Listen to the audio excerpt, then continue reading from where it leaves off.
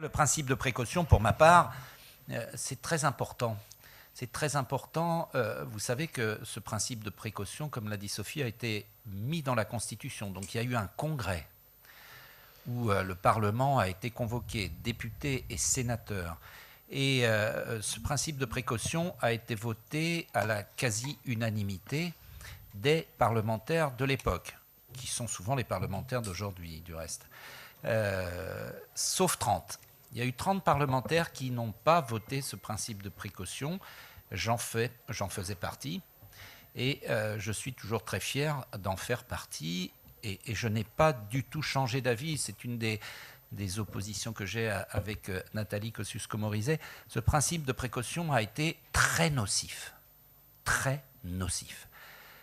Car il a pour conséquence de poser une responsabilité si on ne respecte pas, entre guillemets, ce principe de précaution. Une responsabilité individuelle qui peut se traduire devant les tribunaux. Et ça a déclenché dans la société française toute une série de conséquences que l'on observe. Par exemple, une des conséquences, c'est la multiplication des normes.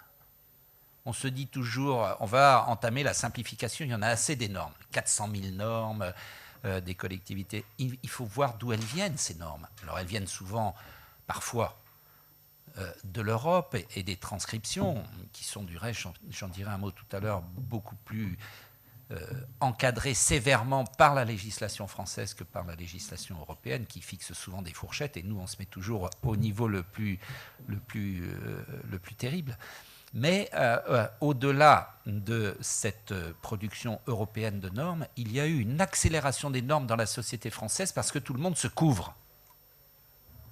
Et j'ai en tête cette anecdote dans une petite commune que je connais bien, au sud de la Touraine. Il y avait une réfection des vestiaires du stade de football. Et donc, il y a quelques années, les élus locaux, la municipalité a donc enclenché ce processus de mise aux normes des vestiaires du stade de foot de cette commune. Et pour monter un dossier dans la France d'aujourd'hui ou d'hier, un dossier de financement, il faut 2 ans quand on va vite. Et donc on a produit cette construction au bout de 2 ans et les services de sécurité, en l'occurrence les services de pompiers, sont intervenus pour dire qu'ils ne donnaient pas l'autorisation parce qu'on n'était pas aux normes.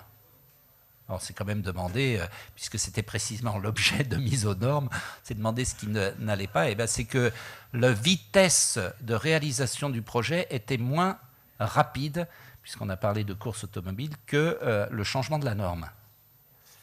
Et donc on s'est retrouvé à devoir reproduire un autre dossier, d'autres sources de financement pour pouvoir être aux normes. Et c'est ainsi que la société française est engagée aujourd'hui dans une production de normes qui va mener notre pays à un blocage généralisé. Et j'ai la conviction intime que ce principe de précaution dont on dit que finalement mettre un principe de précaution dans la Constitution, est-ce grave? C'est très grave.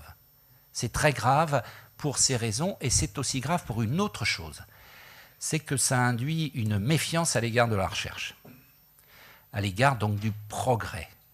Et je me souviens de cette visite que j'avais faite dans un laboratoire Nestlé, dans la même région qui m'est chère, et ils m'avaient dit qu'ils envisageaient de déménager, qu'ils n'avaient plus beaucoup d'intérêt à être là parce qu'ils faisaient des recherches sur les OGM.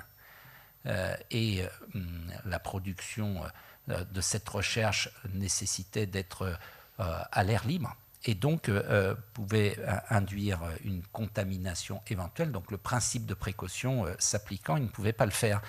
Et nous avons perdu des laboratoires de recherche dans un certain nombre de domaines, et notamment dans la chaîne agroalimentaire. Je referme cette petite parenthèse pour dire que ce sujet est majeur et est au cœur, je le crois, de notre table ronde d'aujourd'hui.